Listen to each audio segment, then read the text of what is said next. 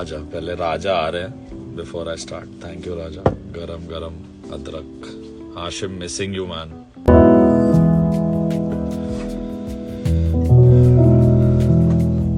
इस गाने की एक ये जो स्पेशलिटी है, एक खास बात है, वो ये है कि मैंने पता नहीं बहुत कोशिश की थी इस गाने को एक फिल्म में डालने, क्योंकि फिल्मों का दौर तभी बहुत मुश्किल था कि to do anything this kind. And पर मुझे लगा कि कहीं ना कहीं फिल्म सॉन्ग है. और आज मजाक ये है कि बहुत लोग मुझसे पूछते हैं आपकी वो फिल्म मैं रहूं या ना रहूं का गाना क्या गाना था. So I am glad that an independent song I did in 2000 I think 15 or 16. Yeah, 15. But I feel its journey has just begun. And मुझे लगता है ये गाना भी उसी तरह लोगों तक पहुंचेगा जैसे ये अंतरे के बोल है which विराग सर wrote कि you'll hear this melody always, and this song doesn't force you to listen. It's just going to come and touch you. It's up to you if you hear it and make it yours. And that was the beauty, there was nothing overdone. Imran Hashmi sir was the only one who understood, this as a composition. Bhushan sir really loved it, but no producer, no actor and director picked it up saying, it's a very 60s, very outdated kind of approach. But little did they know that I was going to produce it, obviously, like 2015 only. But that's how it is. कुछ चीजें होनी होती है, हो जाती है. I'm really grateful कि Amit Sharma sir directed this. Isha and Imran sir performed. Virag sir wrote. Arman sang it. It's beautiful. It couldn't have been better.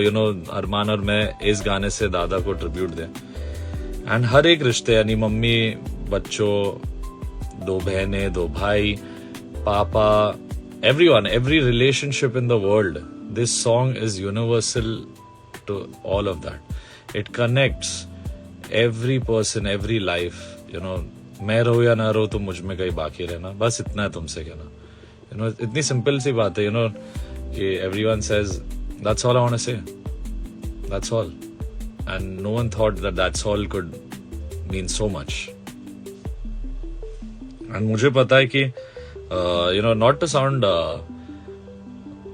Negative और पेसिमिस्टिक, बट वो एक चीज होती है कंपोजर की सिग्नेचर, जो मुझे लगता है ऑलमोस्ट 20-30 इयर्स बाद भी लोग मुझे इस गाने से अगर जानेंगे तो मैं बहुत ही प्राउड फील करूँगा और बहुत ही खुश होऊंगा. And this song means everything to मी.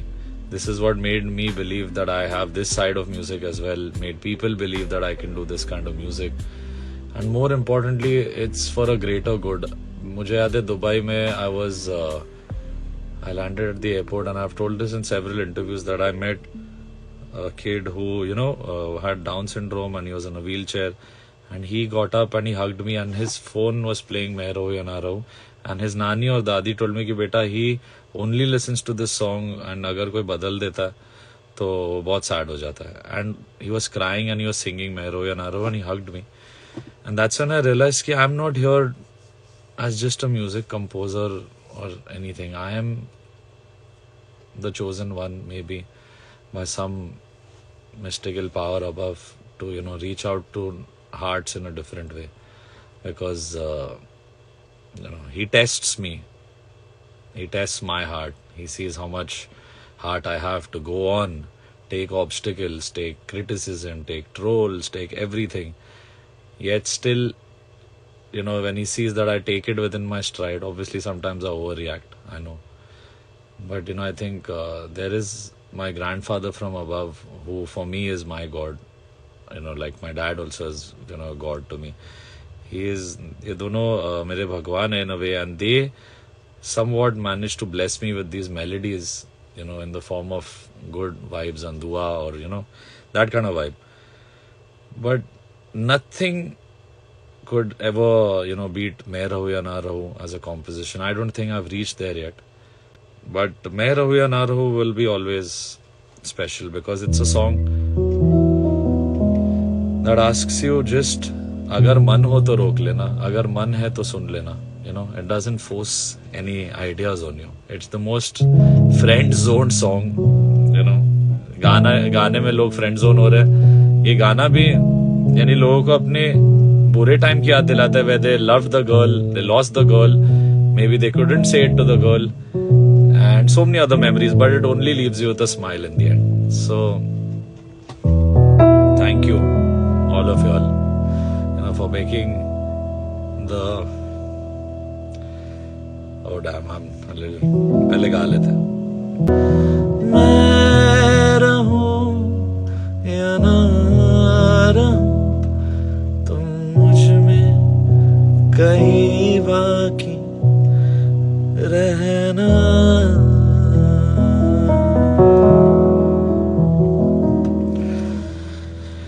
हाँ, sorry guys, happens every time. When I was 14 years old, the little me was dealing with my grandfather being very serious, and वो जाते जाते यही बोल रहे थे कि बेटा मेरा एक एल्बम कर दे, म्यूजिक प्रोडक्शन सीख ले, ये वो सब।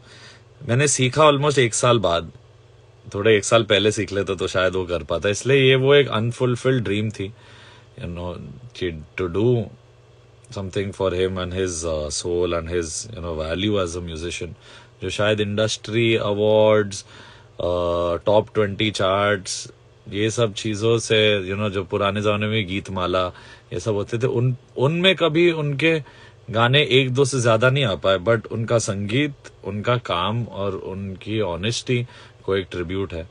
Good bad successful super hit वो तो चलते रहता लाइफ में, but this man made great music and I am glad that I am his DNA, and मुझे लगता है कि मैं उनके सोल का डायरेक्ट एक डिसेंडेंट हूँ। और मैं बहुत लकी था कि 14-15 साल की उम्र तक I could stay at home and learn Hindustani classical informally with some nice jazz progressions from him.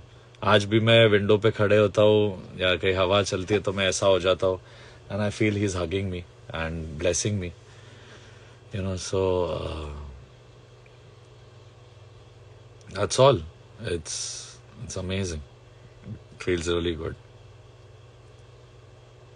और बताइए, what do you feel about मैं रहूं या ना रहूं? Let me know what.